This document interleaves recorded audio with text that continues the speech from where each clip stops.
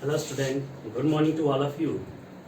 Today I study Physics class 12th, chapter 3rd, current electricity.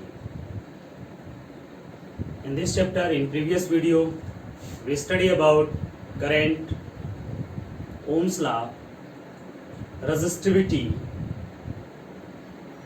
and then next अब हम लोग पढ़ेंगे ohms law. हम लोगों ने पढ़ा था ओम्स लॉ. ओम्स लॉ हम लोगों ने पढ़ा था V equal to I into R, यही पढ़े थे. V equal to I R Ohm's law हम लोगों ने पढ़ा था. अब हम लोग चलेंगे vector forms of Ohm's law.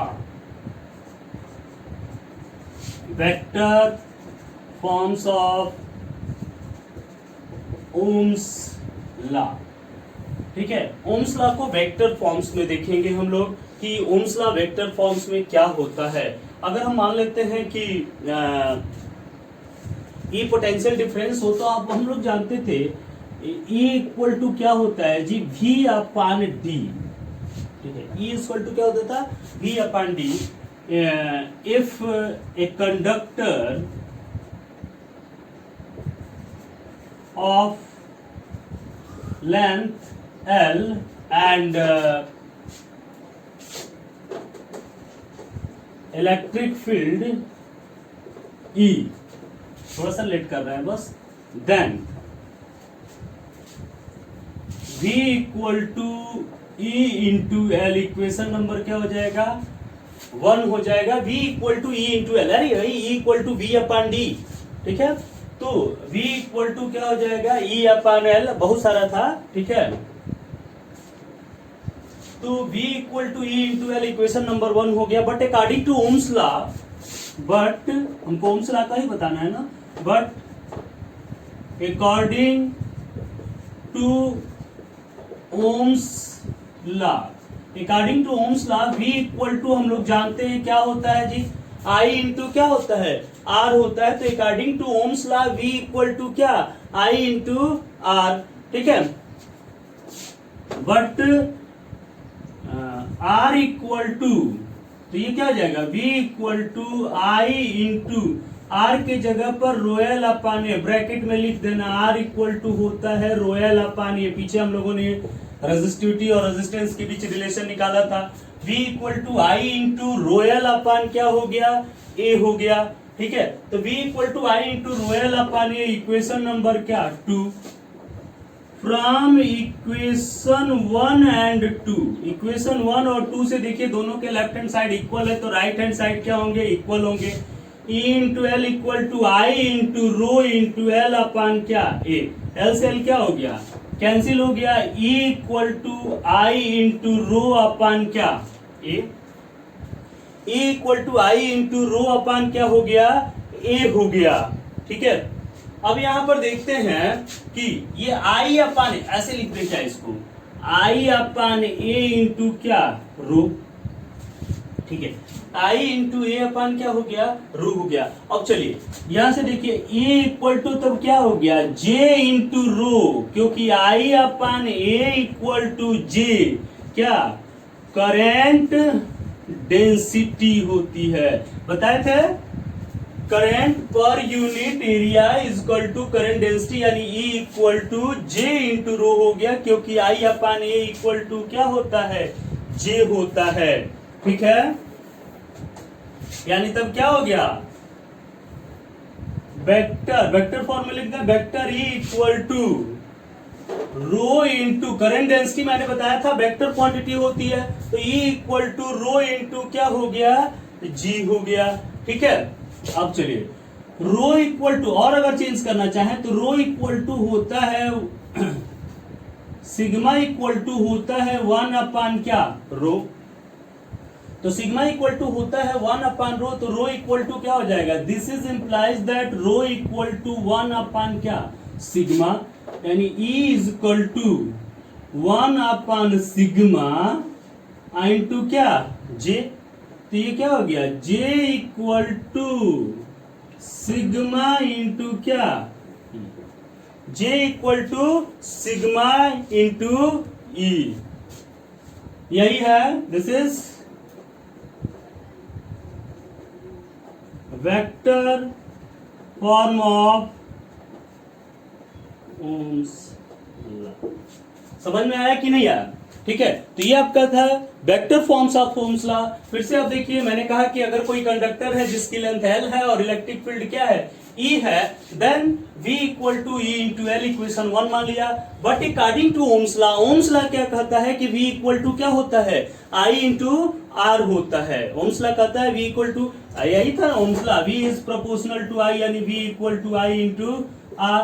ठीक है, तो ये V इक्वल टू क्या हो गया, I into R। V equal to I और R बराबर हम लोगों ने देखा था resistance, R is proportional to L and R is proportional to 1 upon A। So R is equal to rho L upon क्या, A। तो from equation 1 and 2, E into L equal to I into rho L upon A, यानी E equal to I upon A into rho, यानी E equal to J into rho, क्योंकि I upon A current per unit area is called current density G, तो उसको हम current density किस J से denote करते हैं, तो ये J हो गया, तो J इंटू रो। तो वेक्टर में लिखे तो vector E equal to rho into vector J, sigma equal to 1 upon rho equal to 1 upon sigma, यानी J equal to sigma E, which is vector forms of Ohm's law. इसको note करिए, फिर आगे बताते हैं। ठीक है, हो गया, मिटा दें, स्क्रीनशॉट ले लीजिए इसका, हो गया।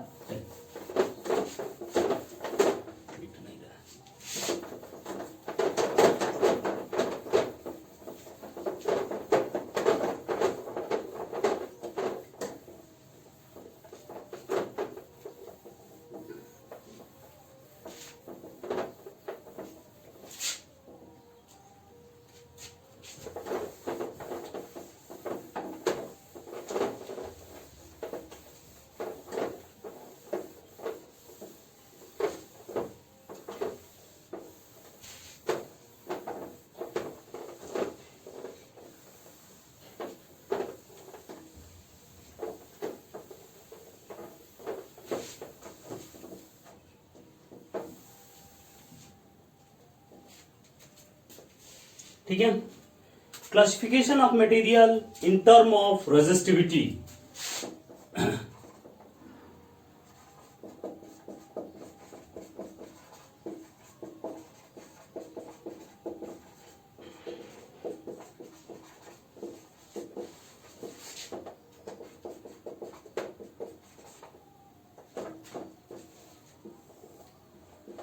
Classification of material in term of resistivity. Resistivity हम लोग निकालेंगे in classification of material in term of resistivity. Resistivity के टर्म में हम लोग मटेरियल का क्लासिफिकेशन करेंगे। तो सबसे पहले चलते हैं, हम लोग क्लासिफिकेशन में जानते हैं 3 तरह के मटेरियल्स हम लोग पढ़ते हैं, कंडक्टर, इंसुलेटर और सेमीकंडक्टर। तो 3 तरह के मटेरियल्स हम लोग पढ़ते हैं। तो चलते हैं, शुरू करते हैं, इनका क्लासिफिकेशन शुरू करते हैं। सबसे पहला क्लासिफिकेशन हम लेते हैं किसका, कंडक्टर का। ठीक है, कंडक्टर आप लोग जानते हैं, उसको बताने की तो जरूरत नहीं है। The material which conduct electric current very well, the material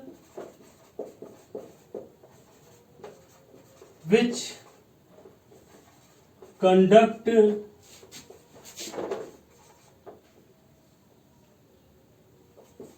electric current very well is called conductor।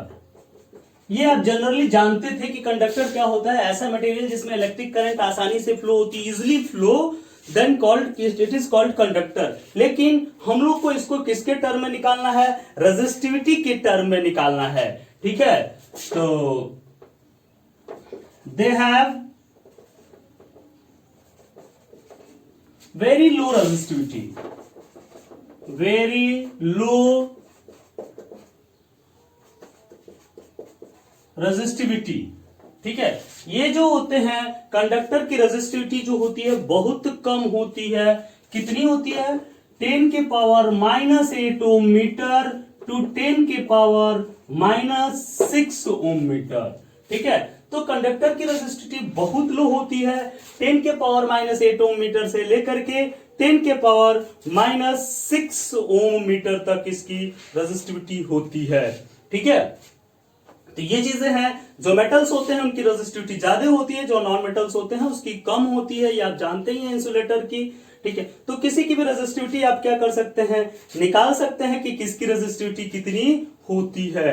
ठीक है, जैसे यहां पर रेजिस्टिविटी कंडक्टर के लिए अगर हम चले तो अगर सिल्वर का ले लें, सिल्वर, कॉपर, ठीक है, तो सिल्वर की रेजिस्टिविटी होती है 1.6 इंटू 10 के पावर -8 ओम मीटर। सिल्वर की रेजिस्टिविटी कितनी होती है, सबसे कम। सिल्वर की रेजिस्टिविटी जो होती है सबसे कम होती है, इसीलिए it is best conductor of electricity. Good नहीं, बेस्ट कंडक्टर ऑफ इलेक्ट्रिसिटी कहा जाता है सब। ठीक है, तो सिल्वर के मैंने बताया था कि रेजिस्टिविटी कितनी होती है 1.6 into 10 to the power -8 ohm metre, यानी is best conductor of electricity, सबसे कम रेजिस्टिविटी होती है। अगर चलते हैं कॉपर के लिए तो 1.7 इंटू 10 के पावर -8 ओम मीटर कॉपर का होता है। तो ये आपने देखा कॉपर का इससे थोड़ा सा ही अंतर होता है, ये कॉपर का हो गया। अगर हम एल्युमिनियम के लिए देखते हैं तो एल्युमिनियम का 2.7 इंटू 10 के पावर -8 ओम मीटर होता है। कंडक्टर में ही एक होते हैं क्या, एलॉय। ठीक है, कंडक्टर में ही क्या होते हैं, कुछ एलॉय होते हैं। एलॉय मतलब क्या, कि जिसमें बहुत सारे मेटल्स आपस में क्या होते हैं, मिले हुए होते हैं, उसको हम लोग कहते हैं क्या, एलॉय कहते हैं। और एलॉय में हम लोग लेते हैं, पहला एलॉय लेते हैं नाइक्रोम।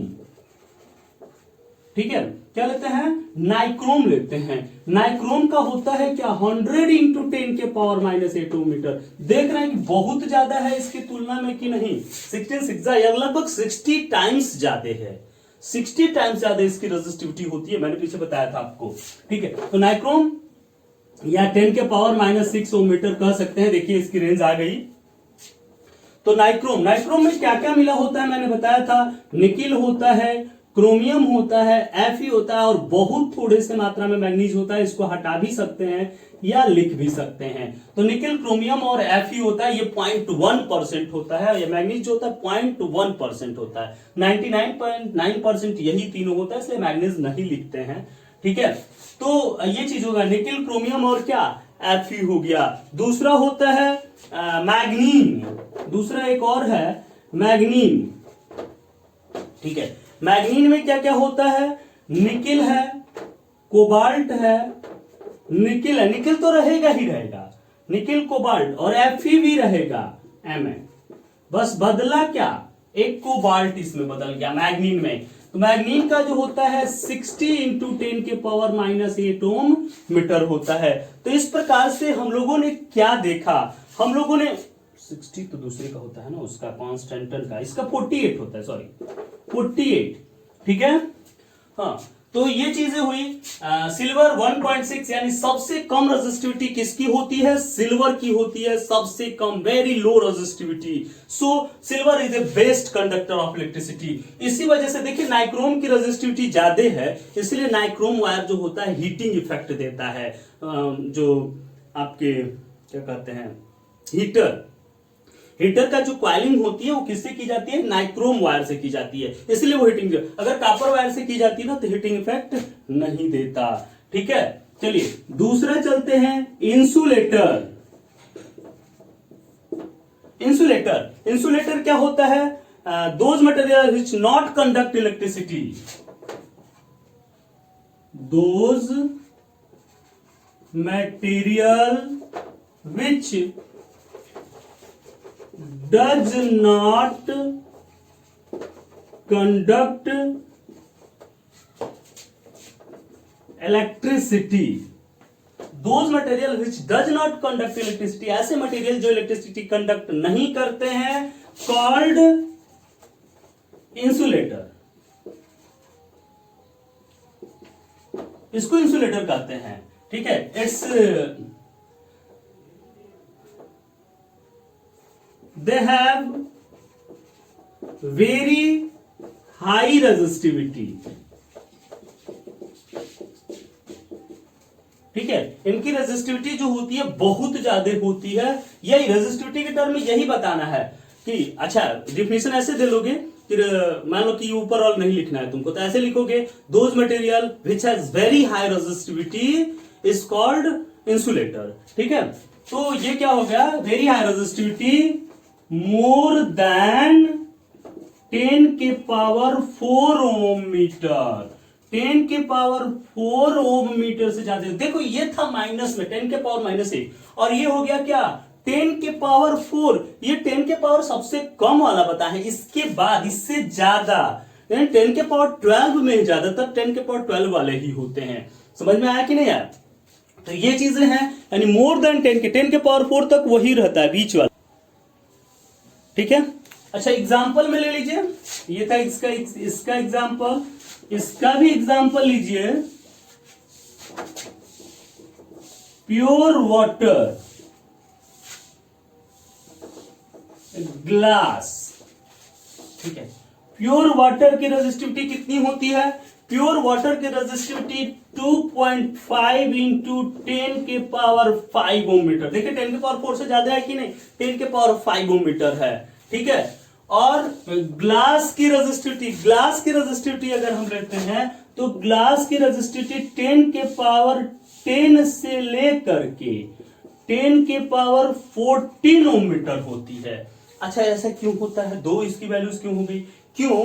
क्योंकि ये जो होता है ना, ग्लास कई तरह के होते हैं, flint glass, crown glass, Ruby glass, ऐसे बहुत सारे तरह के ग्लास होते हैं। ठीक है, तो इसलिए इसका इतना होता है। ठीक है, उसी तरह से NaCl ले लेंगे, NaCl तो मैंने इस तरह से सबके इंसुलेटर जो भी होते हैं वो सबके होते हैं। कितना इसको याद रखने की जरूरत नहीं, यही याद रखने की, इसको नोट करिए, फिर हम सेमीकंडक्टर के बारे में आपको बताते हैं।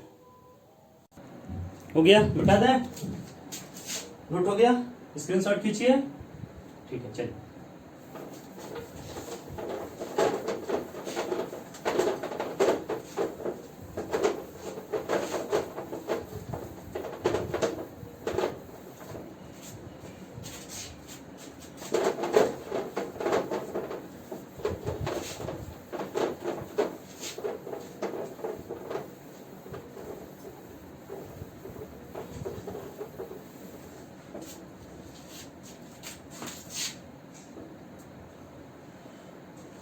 Third, semi conductor. थर्ड हम लोग लेते हैं सेमीकंडक्टर। सेमीकंडक्टर क्या होता है? these are the material, ठीक है, these are the material whose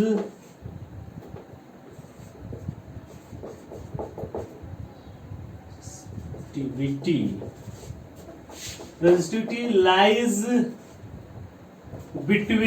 lies between conductor and insulator। ठीक है, कंडक्टर और इंसुलेटर के बीच में जिसकी रेजिस्टिविटी होती है उसे कहते हैं क्या? Called semiconductor. ठीक है, सेमीकंडक्टर कहते हैं, सेमीकंडक्टर कहते हैं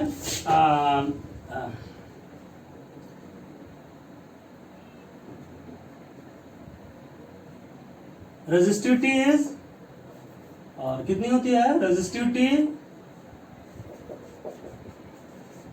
बिटवीन 10 के पावर -6 तक उसका लास्ट था, और इसका शुरू कहां से हुआ था? 10 के पावर -6 टू 10 के पावर 4 ओम मीटर। ठीक है, इसी के बीच इसकी होती है 10 के पावर -6 टू 10 के पावर 4 ओम मीटर। चलिए, और ज्यादातर जो होते हैं वो कौन कौन होते हैं?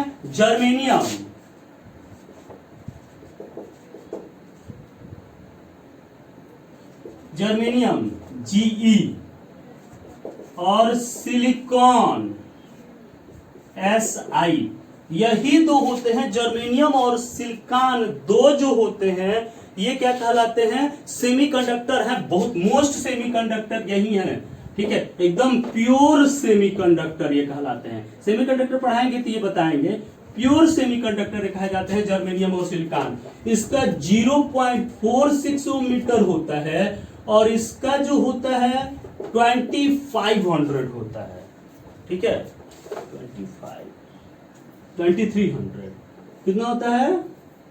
2300 ओम मीटर इसका होता है। तो 23 10 के पावर 4 से कम ही है, ठीक है, 10,000 से कम ही ना है, और 10 के पावर में 6 ये 0.46, यानी दोनों के बीच में बिटवीन हो गया कि नहीं हो गया। तो ऐसे मटेरियल जिसकी रेजिस्टिविटी कंडक्टर और इंसुलेटर के बीच में होती है उसे हम सेमीकंडक्टर कहते हैं। इसको आप नोट करिए।